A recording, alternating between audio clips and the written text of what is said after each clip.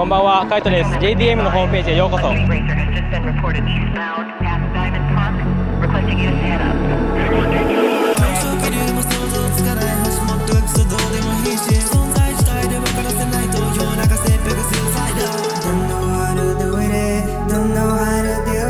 Searching for the answers in the sky. I guess you're not good at it. I guess you're just proving it. I guess only talking. Running down the street, got a heart full of blood, pumping in my veins. We take over the city, we take over the PA. More than GDMs, we take hold spot.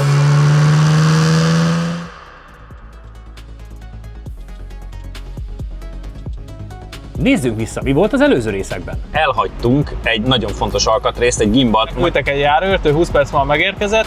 Én hangosan ráüvöltöttem, hogy arigato gozaimasu, hogy úgy szokás. Ez bizony nem más, mint egy előrevetített koncepcióautó a formavilágából annak, amit majd szeretnének esetlegesen a következő, azaz a 2026-ban tervezetten megjelenő GTR-rel kapcsolatban. Ciao ragazzi, sono Lucio, anche conosciuto come Italian in Japan, guido una GTR 35 Track Edition. Benvenuti a Japan Special. So yeah, electric is gonna win this one for sure.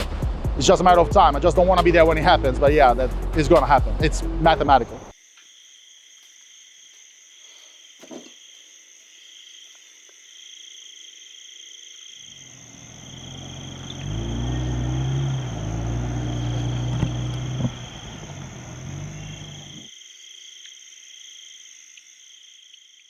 Kiszállva a GTR-ből egy elképesztően csendes és nyugodt környéken vagyunk, Yokohama külvárosában. Igazániból teljesen véletlenül jutottunk ide. Volt szerencsém az interneten találni egy olyan sztorit, amire azt gondolom, hogy párját ritkítja, és találkozni fogunk majd egy olyan emberrel, akire már most előre irigy vagyok, meg a családjával, de így köszöntelek most benneteket, hogy nem esik jól a munka, de természetesen egy autós műsorban majd autókról lesz szó, de nem esik jól a munka, hogyha előtte nem eszünk, mert hogy egy olyan helyre érkeztünk, ahol a kiírásból is látjátok, hogy van egy bár itt a kertváros kellős közepén. Nem üvöltöznek, akik a bárba jönnek, a szomszédok nem akarják őket megölni. Egy családi vállalkozás, az egész bár és az autó biznisz, tuningolás, tulajdonolás, stb. Az autókról meg majd picit később, hogy ezek mik, bár gondolom Viktor már vágott be nektek ilyen kis információkat. És van az emeleten egy bár, oda majd Viktor felbíz benneteket, mert lépcsős.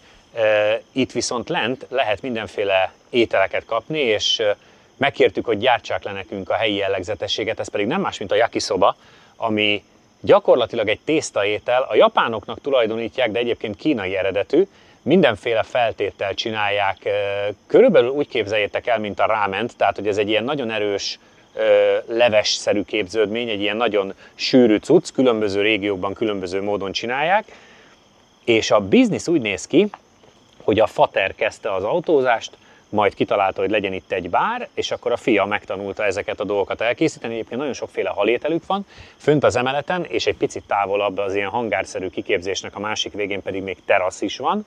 Úgyhogy péntek meg szombat este itt tele van a környék, és a helyiek nem utálják őket, hanem szeretik, ami már önmagában is nagyon meglepő.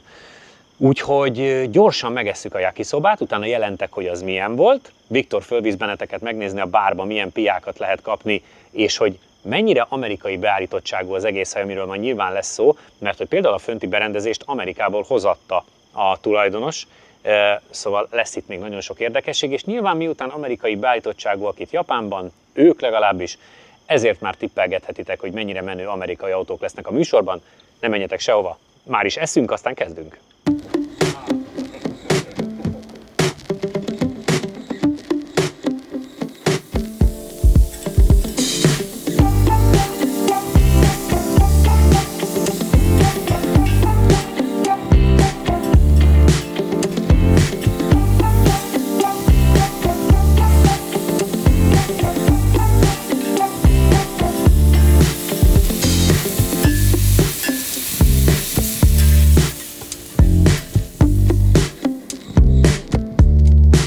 Most, hogy jól laktunk, köszi, hogy megvártátok türelemmel. Joki szoba nagyon rendben volt, ez végül is nem leves volt, hanem egy tésztaétel, kis hallal meg csirkével. Megint csak sajnálom, hogy nem szagos a YouTube, de most már azt is sajnálom, hogy nem ízes, mert úgy fogalmaznék, hogy ki kell sípolni, ki finom volt. De akkor térjünk rá az autókra, hiszen ahogy már a bevezetőben is láthattátok, bizony Kaoru Kazimitsu ebben a hangárnak tűnő szerkezetben itt, ahogy látjátok felépítve, nagyon komoly amerikai autókat tárol, és nem csak tárol, hanem restaurál, átépít, tuningol és minden egyebet, sőt, nagyon sok mindent maga fejleszt le. Hogy miért ezzel a fehér C3-assal kezdünk, ami itt van a jobb oldalon, ez azért is történik, erre nem azt mutatja, nyilván nem azt mutatja a haver. Ezt nézed, a lángosat. A lángosat. Ez volt Kaoru első autója, amit 20 évesen vett. Jelzem, a bácsi most 66 éves, és még mindig szerelmes az amerikai autókba. Újítgatja őket, tuningolja őket. Ezt még nem saját kezével tuningolta, meg nem saját ötletei alapján, hanem ahogy látjátok, a karosszériája azért bőven ki van szélesítve, ez egy amerikai body kit, amit Amerikából rendelt, és ahogy a felirat is rajta van, azért ez a szériában egy eléggé, hát ebben az időben fogalmazunk úgy, hogy kotla autó, a kis háromsebességes váltójával, meg tehát tényleg ilyen kis gagyesszel.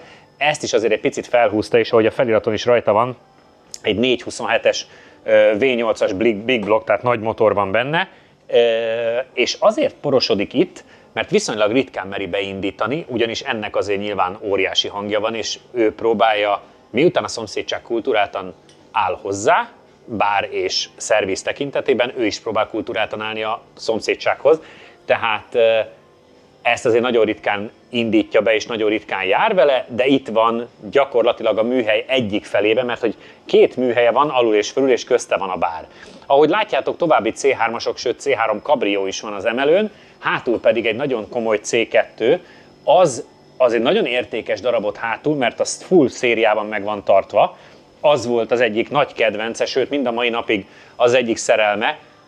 Egyébként nem látszik rajta, hogy a szerelmére vigyázna, mert azért tele van pakolva, de az ott hátul az egy borzalmasan értékes autó, ezt azért gondolom az amerikai autó szerelmesek tudják, és hogy körbenéztek a falon, nem csak designként vannak kint az alkatrészek, hanem látjátok, szanaszét vannak a szerszámok is, mert hogy folyamatos meló van, műszerfalak javítása zajlik éppen, restaurálás zajlik éppen, ugye a C3-as az nem is az övé, ez a piros, hanem ez egy megrendelésre van itt, sőt a fehér is, ha jól tudom, szervízen van itt, ahogy látjátok, friss rajta a kipufogó rendszer, tehát azt azért látni kell, hogy az amerikai autókultúra itt Japánban elképesztően magas. Ezt ugye tavaly is láttuk, amikor elmentünk a California lukkékkal ugye erre a találkozóra, arról biztos a Viktor most vág vissza felvételeket, és már akkor kérdeztük nagyon sokszor, hogy vajon tudván a második világháborúban lévő ellentétet Amerikával, hogy tudják mégis ennyire sokan szeretni az amerikai kultúrát, meg az amerikai autókat,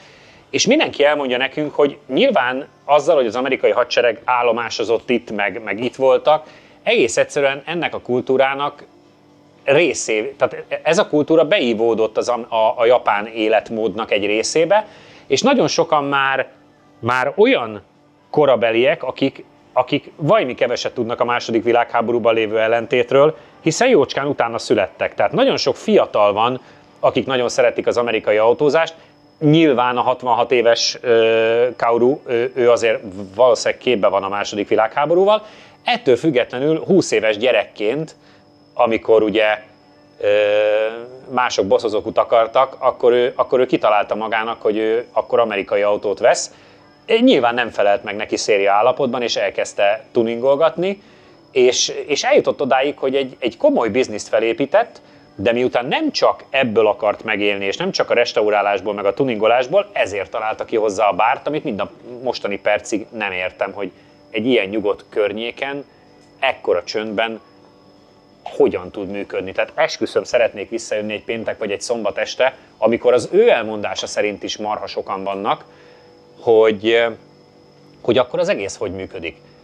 Még egy kis kiegészítő, ugye látjátok, hogy be lehet csukni. Egyébként nagyon ritkán van becsukva, mert itt tudjuk, hogy azért a japánok nem lopnak, ez egy esetben nem szokott így működni, amikor mi elhagyjuk a gimbalt, bár valószínűleg azt sem japánok lopták el, viszont itt voltunk délután megbeszélni vele, hogy jöhetünk-e forgatni, és itt még 3 darab autó parkolt ez alatt a fedett rész alatt, amit kiürített, hogy nekem ne kelljen máshol megállnom, mert tudta, hogy jön a kerekesszékes csávó a GTR-rel, amit egyébként annyira szeretnek, és annyira bele vannak bolondulva a fiával, hogy mindketten beültek, és mindketten lefotóztatták magukat. Tehát azt is imádom benne, hogy nem csak az amerikai autókért van megbolondulva, hanem gyakorlatilag minden egyes autóért, mert úgy nézték a GTR-ut, és úgy imádják, és úgy néznek rá, hogy látszik az ember szeméből a szerelem, és már most elmondom a konklúziót, mert nem bírok várni vele, hogy én ezt a csávót elképesztően irigylem. Hogy ő egy olyan életet él, amit mi nagyon csak szeretnénk. Boldog, azt csinálja,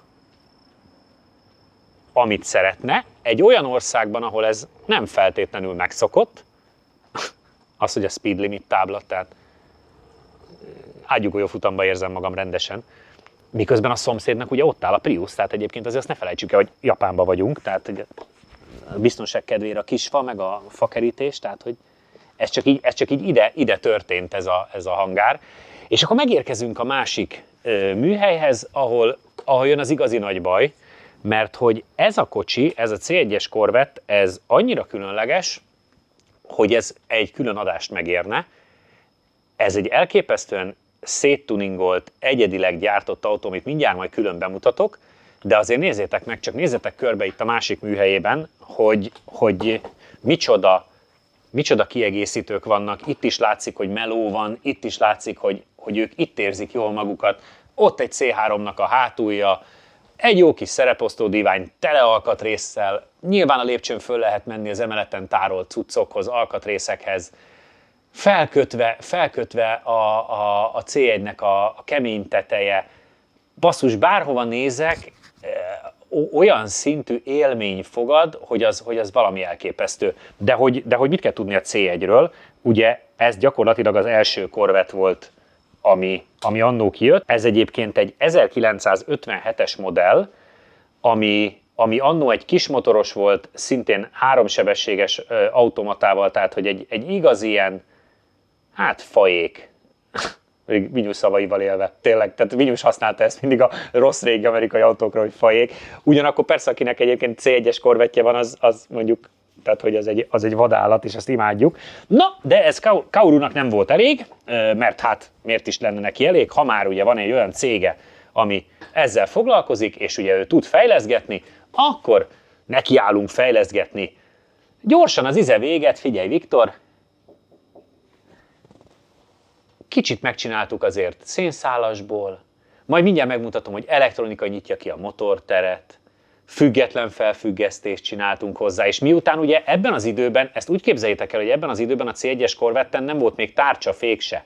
Tehát 60-as évek előtt vagyunk, úgyhogy itt mindent ráfejlesztettek, de a legkeményebb meló, az pont, amit most mutogat Viktor, az nyilván a futóműnek a megoldása volt, ami Bilstein gátlókkal, nagyon egyediben, nagyon kiszámolva, nagyon letervezve, tehát 20 évvel ezelőtt Kaoru ült az asztalánál és rajzolgatott. Tehát, hogy ez nem úgy lett ide, azért ennyire különleges, mert nem úgy lett ide, hogy megrendelte az alkatrészeket Amerikából, nem.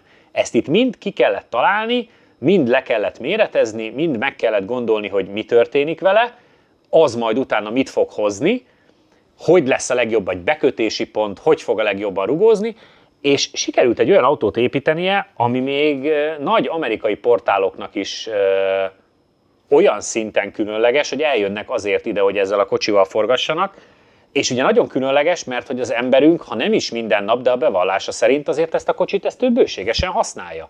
Tehát, hogy azért heti szinten kijár vele, sőt, hétvégenként, amikor itt nagyobb a buli, akkor ki szokta rakni a bár elé, hogy mindenki tudja fotózgatni, mert nyilván egyébként az egész dupla biznisznek a lényege, és ezt szerintem mi is egy pillanat alatt megéreztük, nagyon sokat hoz azzal, hogy az egyik erősíti a másikat. Tehát, hogy nagyon sokan idejönnek az autók miatt, és lehet enni, meg lehet inni, vagy nagyon sokan idejönnek enni, meg inni, de egyébként van egy plusz lehetőség, hogy itt mindent meg lehet tapogatni, mindent meg lehet nézni, és hát nem egy újabb 150 lovas elektromos autó, vagy plug-in hibrid SUV, hanem ilyen szekereket lehet megnézni, mint ezek a Corvettek. Egyébként, hogy a motor sem maradjon érintetlen, ebbe egy 383-as nagy V8 van, méghozzá Demon karburátorokkal, természetesen márkán belül, tehát Chevy motor van benne. Körülbelül elmondása szerint 500 lóerőt teljesít az erőforrás, és a 3 sebességes helyett most már egy 5 sebességes Richmond váltó van benne, és az egész alatt a hajtást a hátsó kerékhez azt a C3-ból, miután olyanból ugye nyilván van neki több, meg az volt az első autója, meg a kedvence, tehát nyilván a hajtás a C3-ból van, úgyhogy az viszi hátra ezt az 500 lovat a hátsó kerekekhez. Én esküszöm, el vagyok ájulva, hogy ez kinéz. Nyilván ő itt a helyi amerikai autós kultúrának az egyik legnagyobb arca. Viszi is a kocsit különböző kiállításokra, ugye most Viktor mutatgat is olyan helyeket, vagy olyan díjakat, amiket azért nyert a kocsi az elmúlt időszakban, hiszen még egyszer mondom, hogy azért ilyen C1-je nincs mindenkinek, meg ez önmagában is egy különleges autó, aztán, hogy ilyen módon meg mennyire különleges, azt leírni sem tudom. Megpróbálunk majd beszélgetni vele. Ja, az egyik legviccesebb, azt elmondom, hogy az ablaktörlő helye, hogy azt még mind a mai napig próbálják megoldani, mert az nem szokott sikerülni. Egyébként is csak egy van, mondjuk ehhez a csoppolt tetőhöz nem tudom mennyire kell, de hogy az nem szeret működni annyira neki, ezért azt általában leveszik. Tehát, hogy ez még mindig azt mondhatjuk, hogy épülés alatt van, és hát persze, Japánban vagyunk, de hát ettől ez a kocsi még balkormányos például, tehát azért mondjuk ezzel azért közlekedni se lehet, annyira vicces itt neki, de ez őt nem érdekli, tehát hogy ő kijárít Yokohamába. Szóval kegyetlen, mondom, olyan irigy vagyok az emberre, megpróbáljuk majd megszólaltatni, de nem ígérek semmit, mert még fordítóval is nagyon lassan megy a kommunikáció, ugyanakkor az elképesztő, hogy itt voltunk délután, és mondtuk, hogy akkor jönnénk vissza, engedélyt adtak, és ők a fiával itt maradtak, jó, oké, itt is laknak a környéken, de itt maradtak, nyitva tartottak, felkapcsolva nekünk mindent, mert várták, hogy visszajöjjünk, mert megbeszéltük, holott ma rajtunk kívül senki nincs itt a bárban, mert ez egy nagyon erős szerda este, tehát hatalmas a parti, úgyhogy csak mi vagyunk. A lezárt kajálós részt kinyitotta nekünk a gyerek, és megcsinálta a 2 jakiszobát, fölkapcsolták a fényeket, és most majd a Viktor még fölmegy, megmutatja fönt a bárt. Én még itt egy picit csorgatom a C1-re a nyálamat, aztán meglátjuk, hogy meg tudjuk a káudut szólaltatni, de ez megint egy újabb olyan élmény, és olyan hely, és olyan autó, vagy olyan autók, amitől én igazániból őszintén szóval nehezen jutok szóhoz, és nem tudom csak ismételni magamat, hogy én irigykedek erre a csávóra. Szeretnék én annyira boldog lenni, ahogy ezen az emberen a mosoly látszik, hogy ezt így felépítette ide, ahol halkan kell beszélnem, mert a tücsök ciripelését lehet hallani. Tehát, hogy ez nem normális, ez hatalmas, ez akkora buli gyerekek, hogy mindenki jöjjön el ide a Mighty Barba, mert ez varázs. Úgyhogy most átadlak benneteket Viktornak, ő fölmegy az emeletre, aztán meglátjuk, hogyan tovább. Támogatunk a sportruházat és a küzdősportok szakértője a BP Fight. ProGame Goldex Kft. Professzionális élelmiszeripari megoldások. Nem tudom milyen zene szól, de egyből Hawaiion érzem magam. És most az öreg lekapcsolja nekem itt a fényeket, hogy tényleg hangulatos legyen. Hát szerintem ez az egész helyez 20 négyzetméter, de hát elképesztő. Fapropeller, nem az, de tudom, ventilátor, de jó klasszikus, mint a 70-es évekbeli filmekben, tudjátok, ami a lustán forog és a dohányfüst itt száll. Itt full rájátom ezt képzelni, ezt az élményt. Ez a kávédaráló szerintem 5-ször idősebb, mint én. Pontosabban nem is kávédaráló, hülye vagyok, ez ilyen... Ez, amiből tudtok venni ilyen, vagy snacket, vagy valami ajándékot a gyerekeknek. A piákhoz meg nem értek, úgyhogy... De hát gondolom ugyanolyan piák vannak, mint bármelyik bárba. De elképesztő, és akkor ha meg levisz meginni egy szőcét, akkor kinézel balra, és hoppá! Ilyen ilyen lazán ide dobva, akkor vettek egymás felett. Szóval elképesztő, hihetetlen, tényleg. És látjátok, hogy van nachos is például, vannak nem csak magyar, nem csak ilyen japán kaják vannak, hanem van mindenféle sörből, meg alkoholból, meg természetesen az is ilyen nemzetközi sztori, autós újságok, minden mennyiségben. Jó öreg tabaszkó szósz, köptető szósz más néven. Úgyhogy hát ez ennyi. Yes? Azt mondja, hogy van még egy rész. Thank you. Aha, itt van még egy rész. Egy pár bakelittel. Mutatja az öreg azt a bakelites DJ pult. Kihúzza, óriási feeling. Hát ez óriási feeling lehet ide tényleg, hogy nem tudom hány ember fér be, maximum 30, de akkor már tömeg van. Gondoljatok bele, hogy itt zenél valami laza ilyen, ugyanilyen zenét, ami most van, vagy valami régi ilyen hip-hop albumokat lejátszik, vagy valami soul zenét. És egy gitár is itt az asztalra ledobva. De megmutatom itt ezt a szűk részt. Aha. Csak lassan, nem is férek be az ajtón. Itt meg vajon élő zene megy? Ezt mindjárt megkérdezem, hogy feliratozom ide, hogy mit mondott az öreg. De ez hihetetlen. És akkor ebből OSB labból megcsinálva a fal. A fejem fölött meg ez a klasszik hangártetős hajlított sztori. Na jó, van, visszareppenek BZ-hez, még ezeket megmutatom, ezeket a mi más, mint Corvette makettek, vagy ilyen B-burágószerű cucc, nem tudom, hogy hívják ezt, most nem jut eszembe, ne haragudjatok. Meg egy pár ilyen badge, régi Corvette Stingray is van, 396, minden van itt. Minden, ami Corvette, mondhatnám. Na, visszamegyek az öreg fiúhoz, és megkérdezzük tőle, hogy mi a helyzet. Ahogyan már említettem is, ugye nagyon sok minden át van a kocsin alakítva elektromos megoldásra, ez főleg azért is van, hogy kényelmesebb legyen, meg Kaurunak se legyen túl sok dolga. Let's open! És akkor nézzétek meg, hogy a hátulja, az eleje, meg egyébként még a tető is elektromosan nyílik, és akkor Viktor utána meg tudod mutatni, amiről már korábban beszéltem, a nagy V8-at. Hát végül is volt mind gondolkoznia, nem? Hogy mit fejleszel le? Minden elektromosan nyílik. Imádom.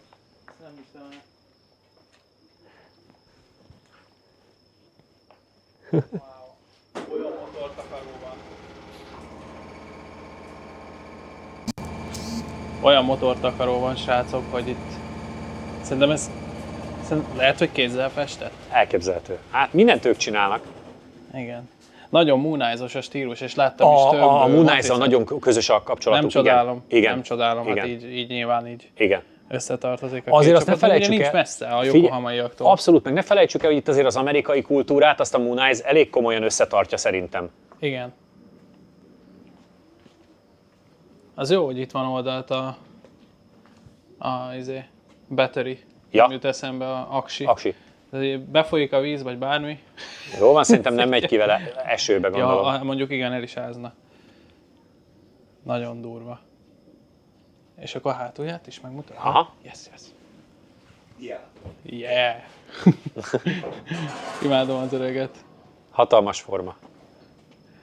Ez egy-két mai autóban nincs. Persze. Ez az elektromos, ez durva látni egy ilyen kocsiban. És akkor így jobban fogjátok látni itt a futóművet. Azért ebben van matek, ahogy a Soma mondaná. Majd mondja is egy pár nap múlva, hogyha itt lesz. Hogy fog utálni minket? Igen. Majd visszahozzuk ide. Ja, hogy oda is nézzek be, bocsi srácok, de itt nem értem, hogy mit szeretne. Aha. Aha. Nem tudom, hogy mi van itt, ezt BZ, te tudod? Nem látok be sajnos, úgyhogy ezt majd kép alapján tudom csak megmondani. Ez nagyon durva, hát olyan, mintha ilyen elektromos bekötések lennének. Gondolom lehet, hogy a tetőnek az elektronikája, vagy ennek az egésznek az elektronikája, amit beleépített. Brutál. És vigyorogva, imádom, vigyorogva mutogatja. Visszacsukja.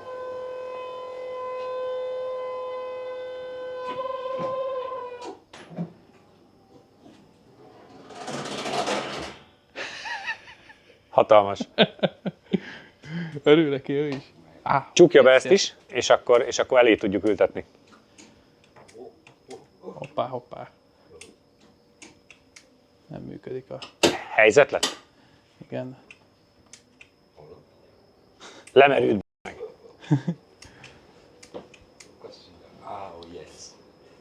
Megvan a megoldás. Valamit meditáltál itt most. Egy kis ufni tuning már most kinyitja, ami maga mögött van rész. És ott akkor átdúdos benyúl, valamit, igen. persze. Kicseréli a duracát. Igen, láttam, hogy elővette a zsebéből 2 darab 3-ásat. Te hülye. Hát ennyi. Megy az, gyerek. That's it. Nincs itt probléma. Imádom. Love it.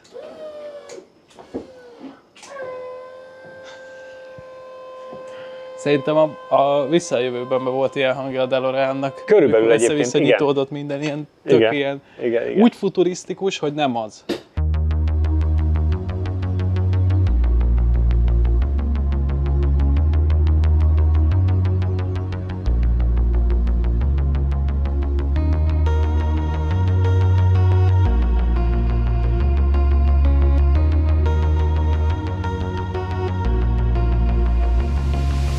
名前は小清水薫。一言で言うのは難しいですけど、やはり一番初めに買った向こうにある C3 コルベット、それが、こいつも好きですけど、両方わからないどっちも大好きもう私は昔から車が大好きで、息子がバーをやるっていうことで一緒にやってますけど、どっちがっていうのは難しいですねやっぱ私は車が大好きなんで、バーはあんまり息子の方に任せてます。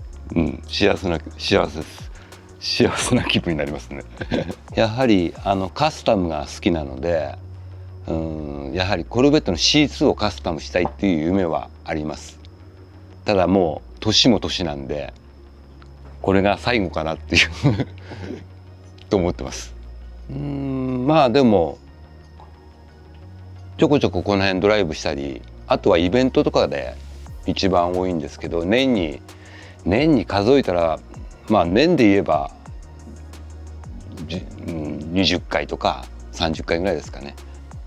みんなウェルカムで、みんな喜んでもらってると思います。仕事はですね、今はこういったディスプレイとかショップデザインとかをやってます。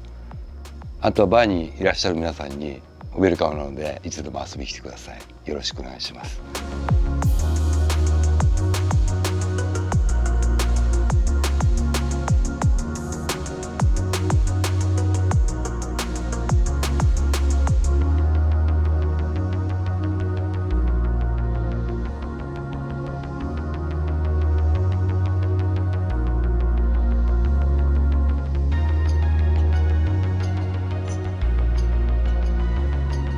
Zoltán kedves, hazafele az autópályán, de reméljük nincs nagy szélzaj, azért én felhúzom a magamét. És a fogyasztásról akarok beszélgetni, meg arról, hogy ott villog egy 67-es út. Megint lejöttem ugyanazt. 69-re visszament, előbb 67 volt. Igen, sőt, nagyon jó volt egyszer nagyon 71 is.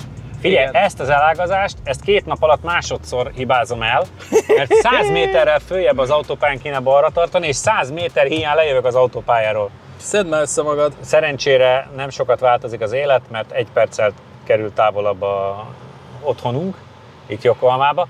Szóval a fogyasztás, igen, azért az ott látszik, hogy 482 kilométert mentünk eddig, most már 76-ot hajlandó menni. Hát mert most nem ha nem megyünk, akkor ő növeli. Akkor megy föl. Hát igen, akkor állj meg, és akkor... Szereti, ha nem megyünk. Így jön ki az 1000 kilométeres hatótáv egy GTR-ben. Szóval... De egyébként, bocs, belepofázok, hogy tényleg megmutassam, hogy 4.18-at mentünk eddig. Igen, 4.81-et, csak nem látod a számokat jól. jól. Bocs, igen, nem. Én kérek elnézést. Figyelj, az van, hogy lehet, hogy ilyen 15-ös fogyasztás ki fog jönni, ami akkor viszont megsüvegelendő, igaz, tegyük hozzá, hogy az esetek nagy százalékában klíma nélkül, mert olyan idő volt, olyan hatásfokon használtuk az autót, ami talán neki a legjobb, ugye 60-80 közötti autópályákon, meg egy-két hegyi úton. Kevés volt benne a ereszd el a hajamat kigyorsítgatás, úgyhogy ez egy nagyon kedvező, vegyes átlag lesz. Én továbbra is azt gondolom, hogy ha ezt az autót valaki rendeltetésszerűen használja, az inkább 20, de majd a kútnál ki fog derülni, hogy nálunk ez lehet, hogy 15, mert ezek szerint... Közben filmforgatás zajlik. Cobra 11. Ó, kit forgatsz? Hát, de ő mit csinál? Nem én forgatom, ők forgatnak minket, látod? Egy kamera ki van rakva. De ő, az baj. Szia! És ott egy a másik oldalon is. Arigato, csókolom. Látod? Vagy konnichiwa, vagy nem tudom ki. Konnichiwa az máskor van. Van a Konbawa. Az az este. Na, itt az Eneos Energet. Ide kéne bedobni. Hát persze, és azon a 4 autón, hogy mellettünk van, azon meg majd keresztül megyek. Igen. Mennyi a bennye most? Meg ez most ez a baj, hogy ez itt izé, tudod, ilyen 170 yen a benzin. Az nagyon 170 jó. yen. Az nagyon jó. Hát azt figyelj. Az 400 forint? 400 fölött picivel. Aha, igen. Hát akkor... Hát 10 padló bakker. Ajajajajajajajaj, Szétszalad a ménes. Igen, figyelj, kikapcsolom a klímát onnantól kezdve, tényleg tudsz előzni. Jó, köszi.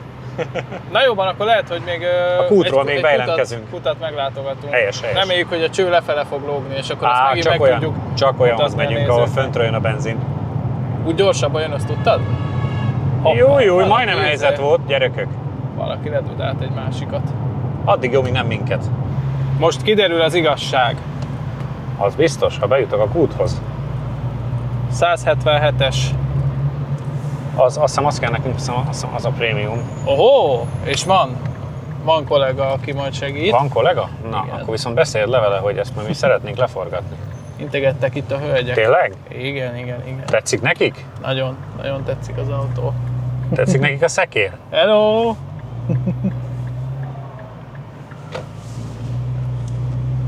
Közben meséld el, hogy itt hogyan működik. Hát az, hogy az ember mindjárt mutatja, hogy hova álljak, figyelj, mert látta, hogy hol van a betöltőnyílásom.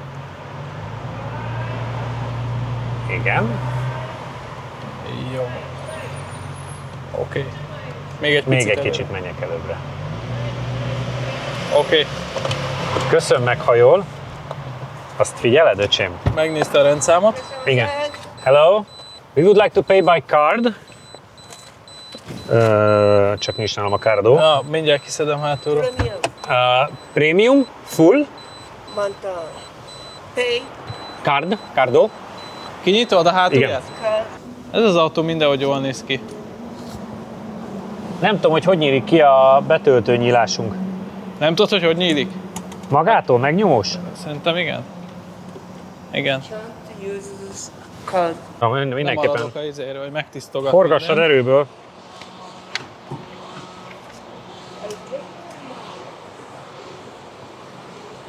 Pisztoly megáldás most nem volt, mint tavaly. No, arigato! Ki van rakva, hogy tankolunk. Le akartam mosni az ablakot. Ki van rakva, tükörrel tankolunk. Igen. Ha nem vetted volna észre, jó? Igen.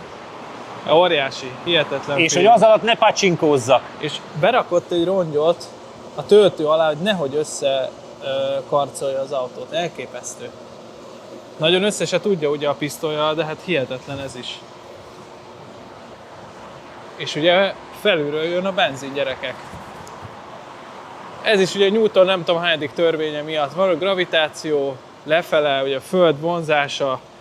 Tudjátok, nem akarok itt most ilyen nagy fizikai fejtegetésekbe menni. Ez így működik ez a dolog. Elvileg ugye 73 literes ennek vagy 74 literes ennek az autónak a tankja, a korábbi GTR-eknek ugye, vagy GTR-eknek, elnézést, magyarul mondom, azoknak pedig ugye 71 és valaki. Ott megy a tettes, aki hangos volt. Na, úgyhogy ilyen itt egy tankolás Japánban. Elképesztő, megmutatom itt totálban,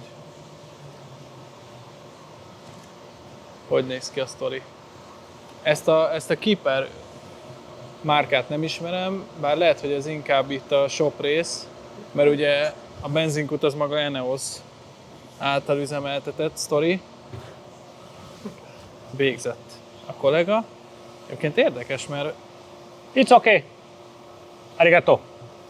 61 liter tankolt csak bele. 62 liter. Azt hogy? Majdnem Ramon voltunk.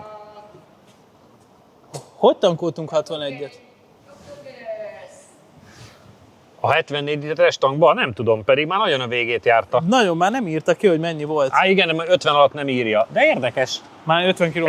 Ez a 62, hogy 12 liternek kéne még benne lennie, az akkor valami nem stimmel, vagy kisebb a tankja, vagy valami, mert ez... De akkor is, tehát, hogy a korábbiaknak...